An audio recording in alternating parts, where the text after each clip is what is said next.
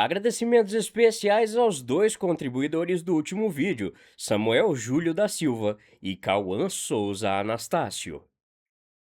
Outra forma que você pode contribuir também é assinando o nosso aplicativo, davideric.com.br, o maior acervo de terror da internet.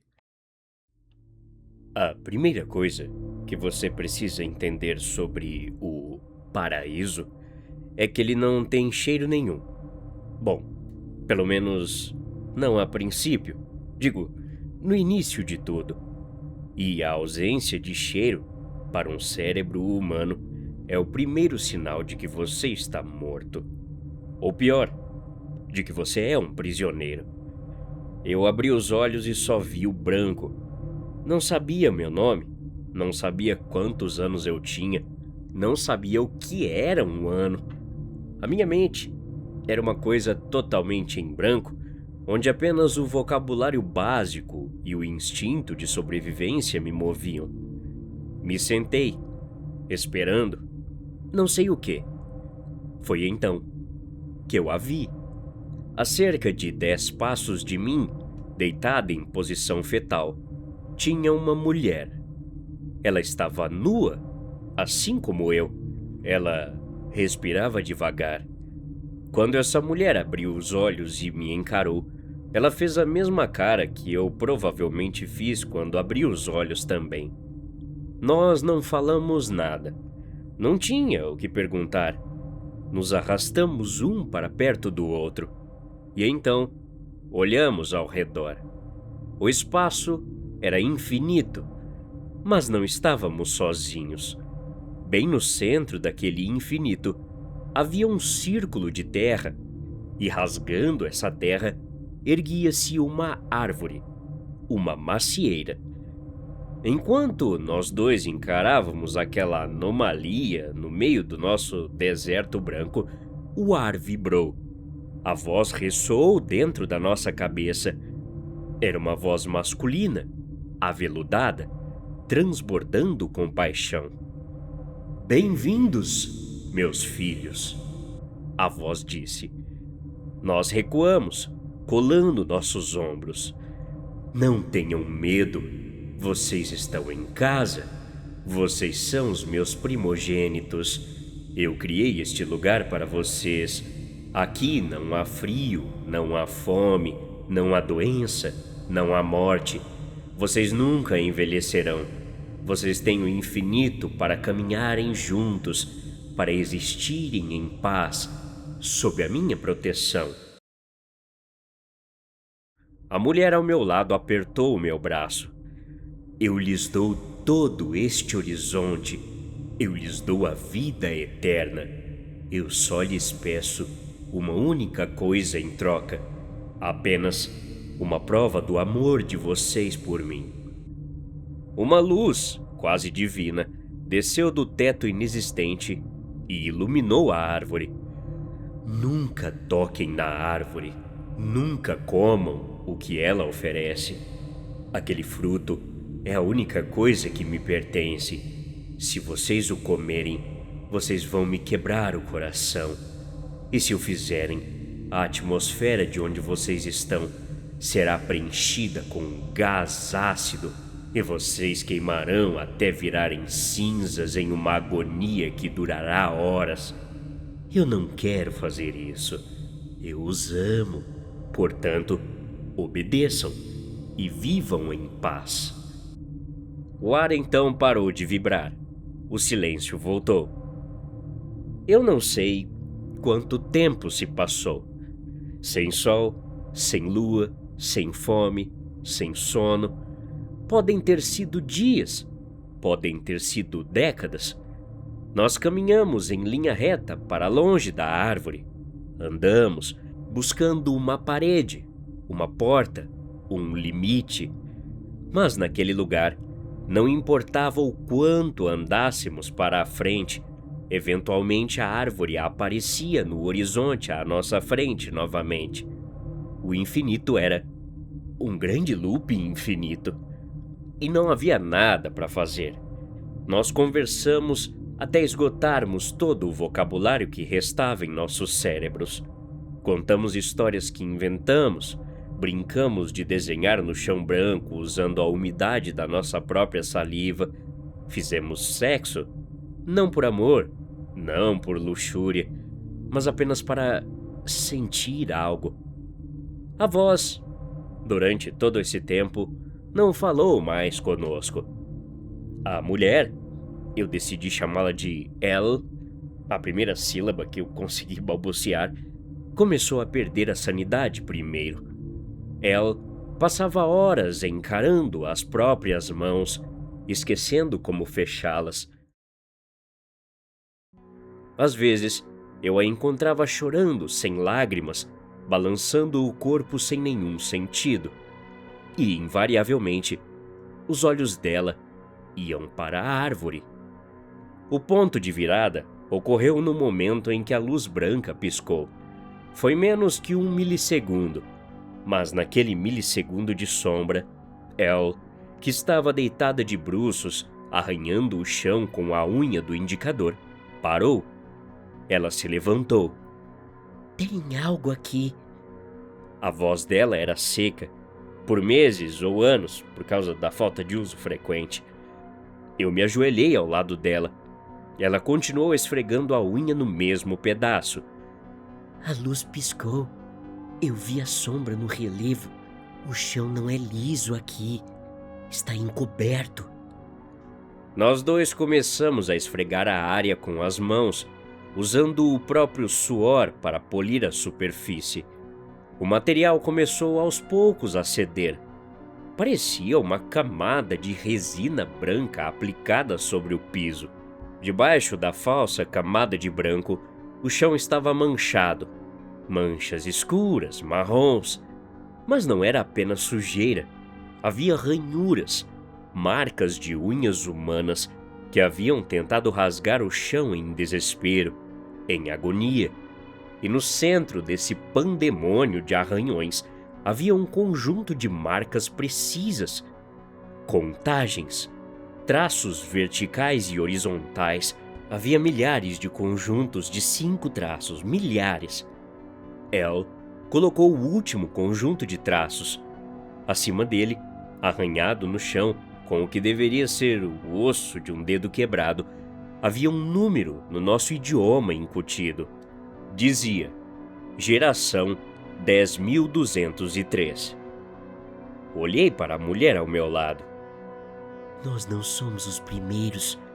Ela sussurrou.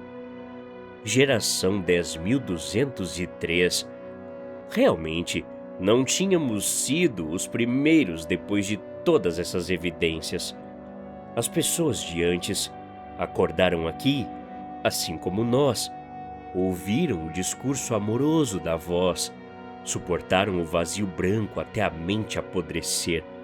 Devem ter sucumbido ao tédio, caminharam até a árvore e comeram o fruto. E a voz fez o que falou. O gás ácido foi liberado. Eles caíram no chão, arranhando o piso em agonia, até morrerem. Então o que a voz fez? Limpou tudo, jogou resina no chão e apertou o botão para criar a geração 10.204. Nós. Aquela voz não queria o nosso amor. Ela queria assistir à nossa falha. Ela precisava que pecássemos. A obediência não tinha valor nenhum. Ela só queria fazer tudo isso para no fim ter o prazer de dizer: olhem o que vocês me obrigaram a fazer. Nos levantamos e caminhamos até o círculo de terra preta no centro do lugar infinito. A árvore nos encarava com seus frutos belíssimos. Na verdade, era óbvio o que tinha que ser feito. Nós iríamos chorar, gritar contra o céu vazio, perder a sanidade e então comeríamos a fruta para acabar com o sofrimento e mostrar que não éramos escravos. Por fim, a voz nos puniria. Ele quer que a gente coma, eu disse, encarando os frutos vermelhos. Ele criou tudo isso para todo mundo falhar.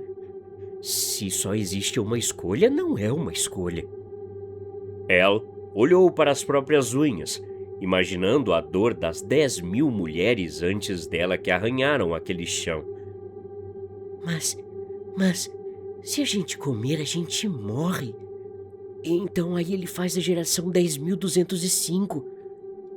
Exato, respondi. E se a gente tentar se matar antes? Ela sugeriu. Não temos como, não temos cordas, não temos altura para pular, não temos pedras. As únicas armas aqui são talvez as maçãs. Então o que nós fazemos? Ela perguntou. Eu olhei para cima, para a névoa branca que nos observava. Acho que a gente não deve fazer absolutamente nada, falei. E assim nós fizemos. Demos as costas para a árvore, caminhamos até a borda do círculo de terra e nos sentamos no chão, de pernas cruzadas, um de frente para o outro. E nós esperamos.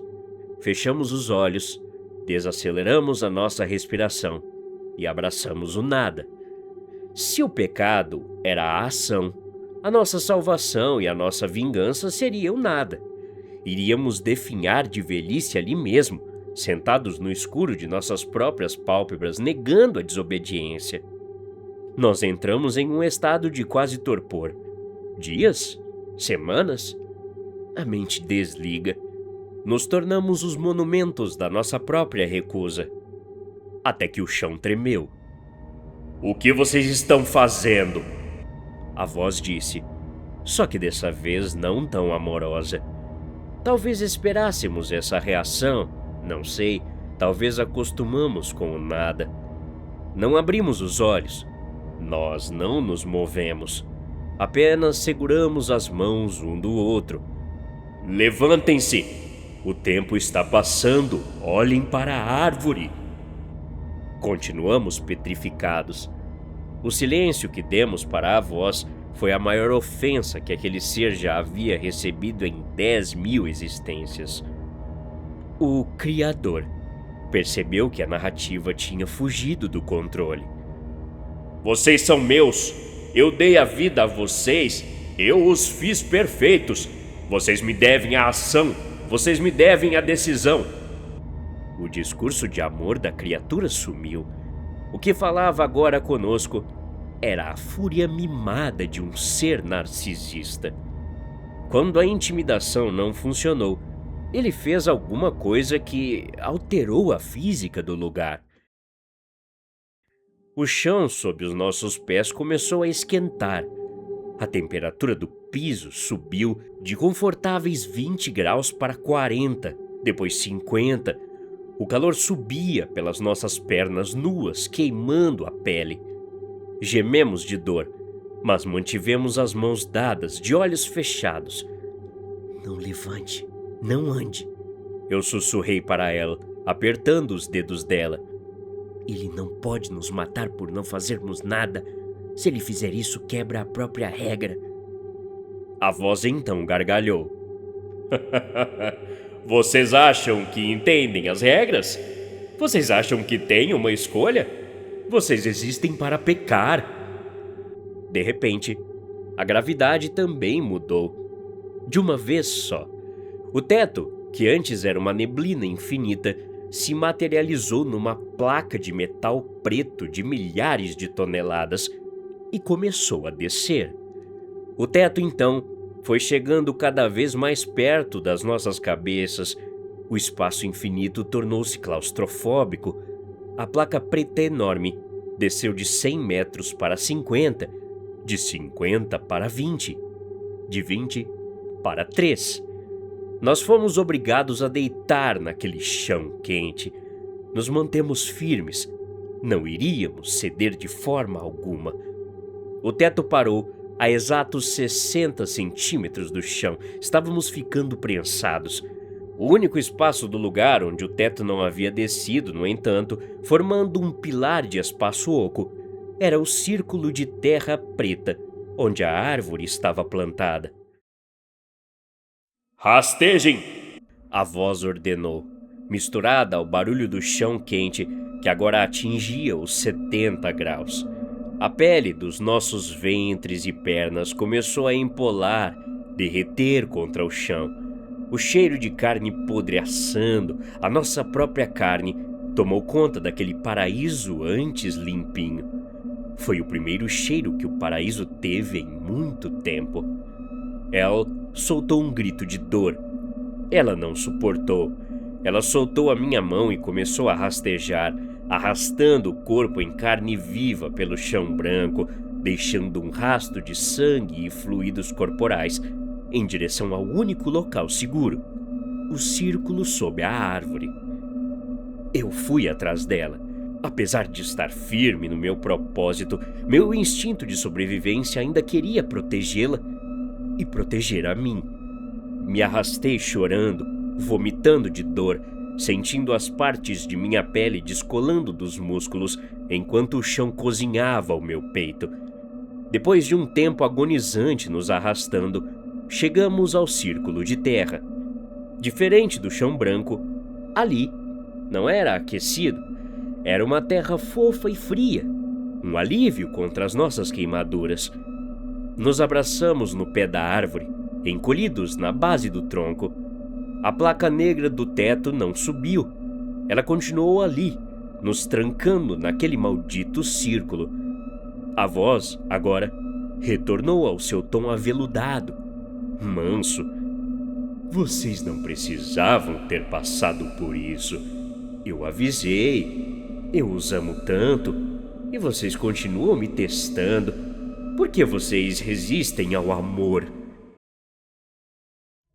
Nós não tínhamos força para responder. Estávamos quase desmaiando de dor. Acabou. Olhem para cima. E sem opções, nós levantamos a cabeça. Um dos galhos baixos da árvore estava a poucos centímetros do nosso rosto. Pendurado nele, havia uma das maçãs. Ela pulsava, molhada, suculenta. Uma gota de néctar doce caiu do fruto diretamente nos lábios rachados de Elle. Comam! A voz não era mais um som. Era um comando. Não. Elle tentou sussurrar, mas a mão direita dela, coberta de sangue e terra, se ergueu contra a própria vontade. Os dedos dela se fecharam ao redor do fruto maldito. Eu tentei segurar o pulso dela, mas meus braços estavam paralisados. Ela arrancou a fruta. As lágrimas desciam pelo seu rosto, limpando a sujeira da lama, formando trilhas perfeitamente claras na pele. Ela olhou para mim. Eu enxerguei ali que aquela mulher, de fato, não queria comer a maçã. Ela nem sequer estava curiosa para saber o que aconteceria ou o sabor daquilo. Ela tinha certeza que comer aquilo seria o pior dos pecados. Me desculpe, ela murmurou. E com as mãos sem nenhuma vontade, ela levou o fruto à boca e cravou os dentes. O molhado doce da maçã que escorria por fora dela encontrou a boca de Elle e escorreu pelo queixo dela também. Em seguida, ela colocou o fruto mastigado na minha mão. E a minha mão, operando sob o mesmo comando parasitário da voz, levou a sobra até a minha boca. Eu fechei os olhos, engasguei e engoli. Nós tínhamos mordido a maçã. O papel havia sido cumprido. Assim que eu engoli o último pedaço, a luz sobre a árvore mudou de branca para vermelho. As sirenes começaram a tocar. A voz novamente surgiu. Dessa vez, cheia de decepção, transbordando ira, mágoa e sadismo. Vocês me desobedeceram. Eu dei tudo a vocês. Eu dei a paz, a vida e o amor. E vocês escolheram a escuridão. Por causa da sua escolha, por causa do seu pecado, vocês estão condenados. No teto de metal preto, centenas de milhares de válvulas se abriram. O silvo do gás pressurizado inundou tudo. Uma névoa de cor amarelada começou a descer em direção ao círculo de terra. Elle encostou a cabeça no meu peito. Eu abracei o corpo mutilado dela. Nós não tentamos correr, não havia para onde ir. Já tínhamos feito de tudo ao nosso alcance.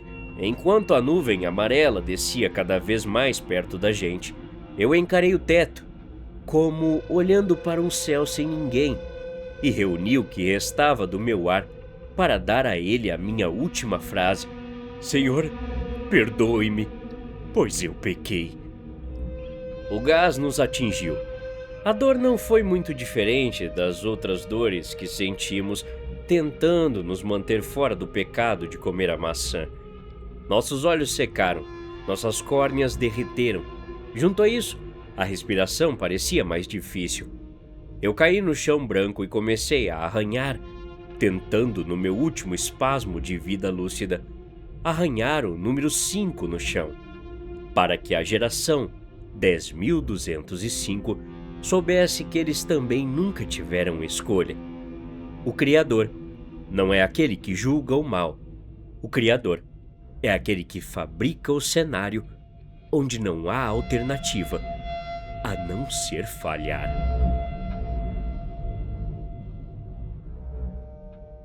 Até a próxima. Obrigado.